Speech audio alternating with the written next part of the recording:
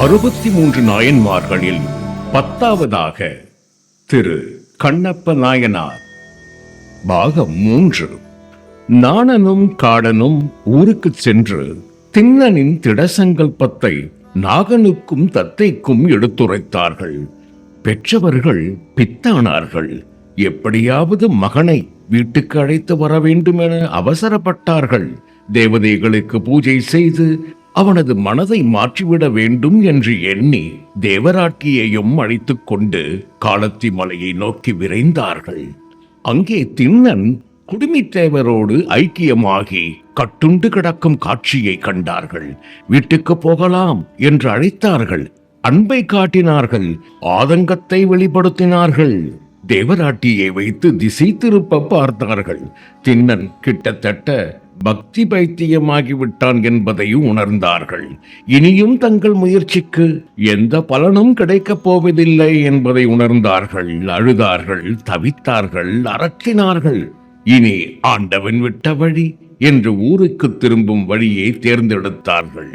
இறைவனுக்கோ திண்ணன் எனும் வேடுவனின் வழிபாடு ஒரு பக்கமும் சிவகோச்சாரியாரின் வேதாகம வழிபாடு ஒரு புறமும் தினமும் அரங்கேறத் தொடங்கியது. இது இப்படியே போனால் சிவகோச்சாரியாரே இறைச்சி படைக்க ஆரம்பித்து விடுவாரோ என்ற அச்சம் அவருக்குள்ளேயே எழுந்துவிட்டது. நாட்கள் 4 சென்றது. 5ஆம் நாள் அந்தணர் இறைவனிடம் அழத் தொடங்கிவிட்டார். அவனிடம் முறையிடுவதை தவிர வேறு வழி அவருக்கு தெரியவில்லை. ஆண்டவன் முன் போய் நின்றார். காலத்தியப்பரே என்றழைத்து கண்கலங்கினார். இறைவா, இது என்ன அபச்சாரம்? இதை யார் செய்கிறார்கள் என்பதை என்னால் கண்டறிய முடியவில்லை. நித்தமும் இறைச்சியும் எலும்புகளும் ஆராதனை பொருள்களாக பயன்படுகின்றனவா என்பதையும் என்னால் அறிய முடியவில்லை. நாளும் வந்து அவைகளை சுத்தம் செய்து பின் நீராடிவிட்டு வந்து பூசைக்கான வேலைகளை செய்வது ஏற்புடையதா என்பதும் எனக்கு தெரியவில்லை. என் கவலைகளை உன்னிடமே கொட்டிவிட்டேன். அருள் பாலித்து அடியேனை காக்க வேண்டும் என்று கூறி கண்களில் நீர்மல்க வேண்டினார். சிவகோச்சாரியார் மனசஞ்சலத்தோடு வீட்டிற்கு சென்றார்.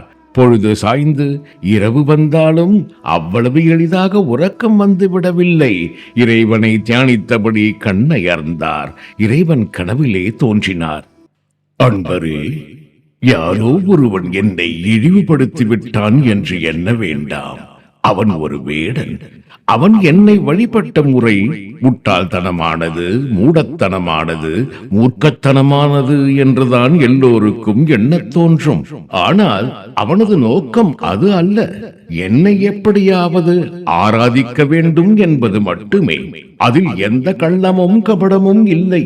அன்பும் பக்தியும் ஆசையும் அரவணைப்பும் ஒன்றோடொன்று ஒன்றாக பிணைந்து தெய்வ வழிபாடாக பிரவாகம் எடுத்து ஓடியது.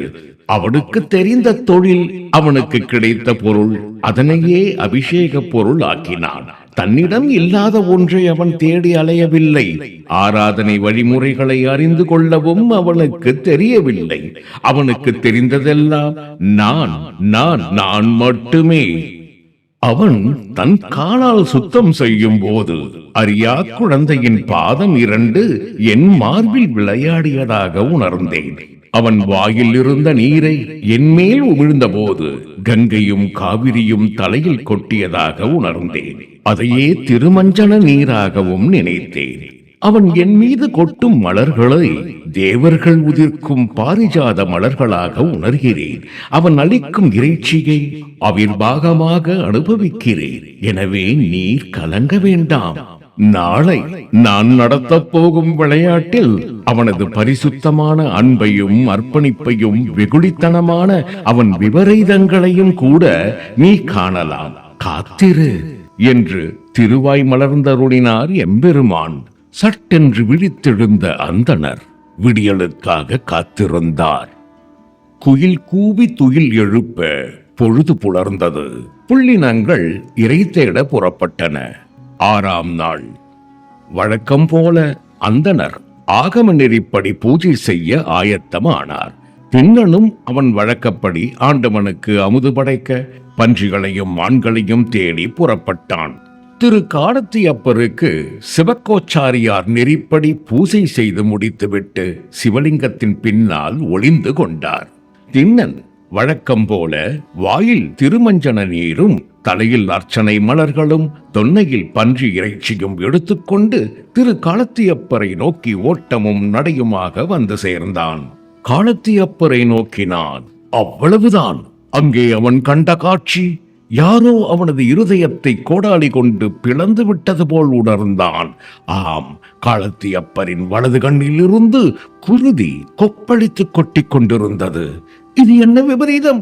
யார் இந்த அநியாயத்தை செய்தவர்கள்? அவர்கள் எங்கிருந்தாலும் அவர்களை விடமாட்டேன் என்று எல்லாவற்றையும் கீழே போட்டுவிட்டு உறக்க கத்தினான். கையால் துடைத்தான். ரத்தம் நிற்கவில்லை. அவன் கைகளும் கால்களும் மேனியும் புஜங்களும் துடித்தன.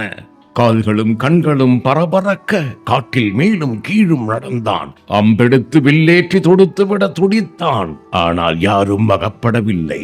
ஓடி வந்து இறைவனிடம் என்று அழத் தொடங்கிவிட்டான். அப்போது அவன் மனதில் திடீரென ஒரு எண்ணம் உதித்தது. அது அவன் ஊரில் எப்போதோ ஒரு மருத்துவச்சி காயத்திற்கு ஒரு பச்சிலையை கசக்கி பிழிந்து ரணத்தின் மேல் சொட்டுவதை பார்த்திருக்கிறான். உடனே வெளியில் வந்து புதர்களிலும் செடிகளிலும் புல் தரைகளிலும் தேடி அலைந்து ஒரு பச்சிலையை கொண்டு வந்தான். இறைவனின் கண்களில் அவசரமாக அதை பிழிந்தான். எம்பெருமானுக்கு மருந்து போட்டு விட்டதாக மன ஆறுதல் அடைந்தான். சற்று நேரம் கூட அந்த சந்தோஷம் நிலைக்கவில்லை. காரணம், ரத்தம் நின்ற பாடில்லை. என்ன செய்வதென்று யோசித்தான். ஒன்றும் விளங்கவில்லை. கடைசியில் யாரோ ஒரு ஞானி எப்போதோ ஊனுக்கு ஊனிடல் வேண்டும் என்று சொல்லியது திடீரென்று அவன் சிந்தையில் தோன்றியது. ஆம், ஊனுக்கு ஊனிடல் வேண்டும், ஊனுக்கு ஊனிடல் வேண்டும் என்று திரும்ப முணுமுணுத்தான். பிறகு ஒரு முடிவுக்கு வந்தான். எம்பெருமானுக்கு விழி வேண்டும், உலகை அவர் பார்த்து அருள்பாலிக்க வேண்டும் என்று எண்ணியவன் திடீரென்று தன் அம்பை எடுத்து தனது வலது கண்ணை தோண்டி எடுத்தான். அதை அப்படியே சிவபெருமானின் ரத்தம் வழியும் கண்களில் அப்பி பொருத்தினான். என்ன அதிசயம்!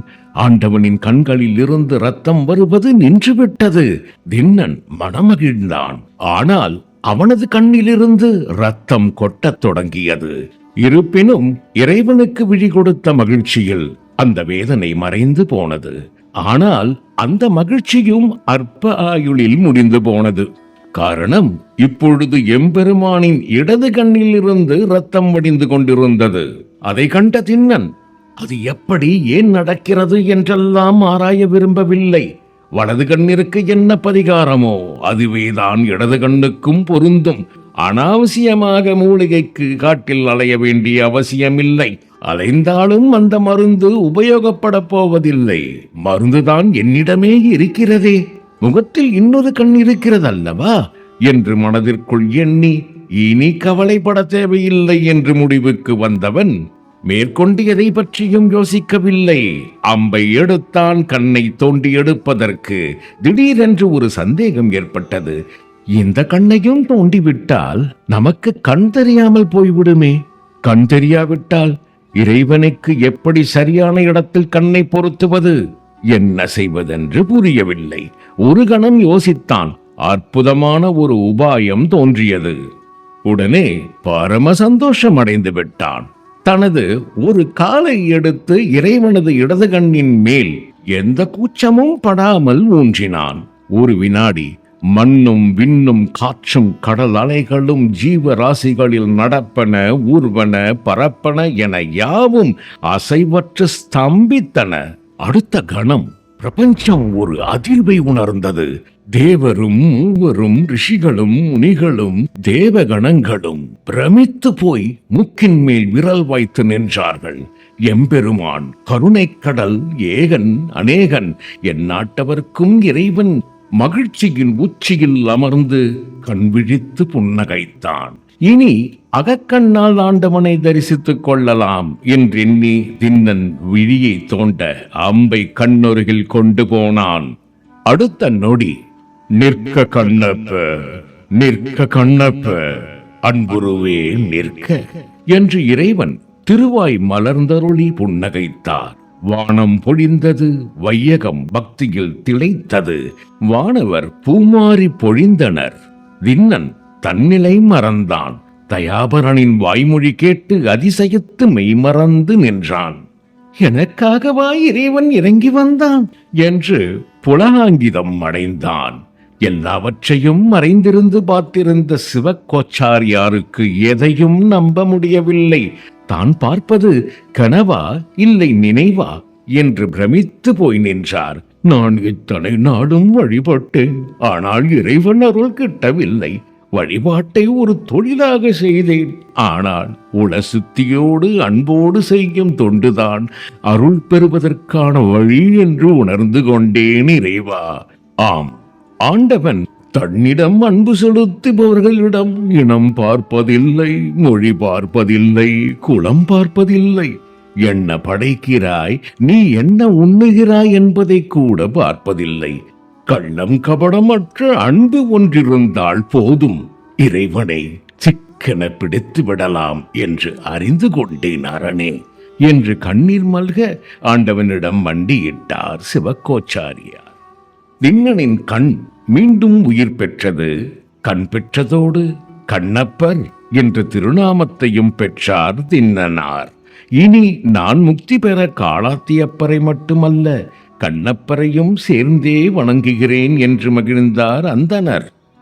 கண்ணப்பா, நீ எப்போதும் எமது வலது பக்கத்திலேயே நிற்பாயாக என்று திருவருள் புரிந்தார் எம்பெருமான்.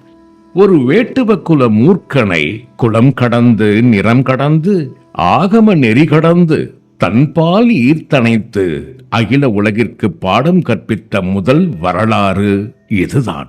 ஆதியில் அவன் அர்ஜுனன்தான் என்பது அவனுக்கு தெரிந்திருக்குமா? எப்படியோ திண்ணப்பன் கண்ணப்பனாகி திரு கண்ணப்ப நாயனார் வடிவெடுத்தார். கலைமலிந்த சீர்நம்பி கண்ணப்பர்க்கு அடியேன். ஓம் நம சிவாய, சிவாய நமவோம். எழுத்து வடிவாக்கம் தீர்த்தகிரி வேலுச்சாமி ஸ்ரீவித்யன். இணை தயாரிப்பு அடியார்க்கும் அடியேன். ஓம் நமோ நாராயணா. திருமதி சண்முக பிரியா. இயக்கம் நம சர்வமங்களா ஸ்ரீ ராஜராஜேஸ்வரி. ஓம் ஸ்ரீ சதாசிவ பிரம்மேந்திராய. ஓம் நமோ ஸ்ரீ ராகவேந்திரரின் ராஜ இந்திர பிரவீன். எமது அடுத்த வெளியீடு குங்கிலிய கலைய நாயனார். திருச்சிற்றம்பலம். சுபம்.